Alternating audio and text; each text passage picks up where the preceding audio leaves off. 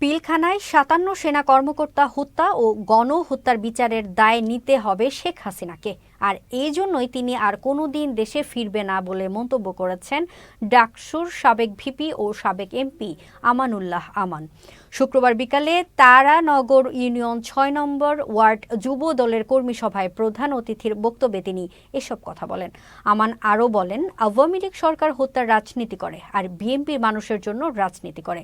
তারানগর ইউনিয়নে যুবদলের সভাপতি নাদিম আহমেদের সভাপতিত্বে ও সাধারণ সম্পাদক আরিফুল ইসলাম রাজুর সঞ্চালনায় বক্তব্য রাখেন কেরানীগঞ্জ মডেল উপজেলা বিএনপির সভাপতি মনির হোসেন মিনু ও যুবদলের আহ্বায়ক আসাদুজ্জামান রিপন সহ আরো অনেকে। চক্রান্ত করছে কিভাবে আবার ক্ষমতা আসবে, জীবনে আর কোনোদিন আশা লাগবে না, আর কোনোদিন না।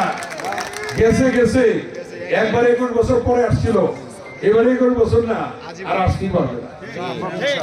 এবার আসলে ওই যে ৫৭ জন সেনা অফিসার মারছে, হত্যা করবে, ৫৭ জন সেনা অফিসার ৫৭ বার তার ফাঁসি হবে।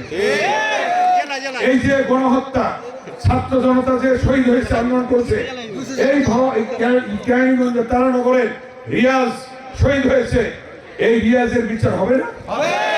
গণহত্যা করছে হাজার হাজার ছাত্র জনতাকে, এই গণহত্যার বিচার হবে না? কতবার যে ফাঁসি হবে তার হিসাব নাই কিন্তু।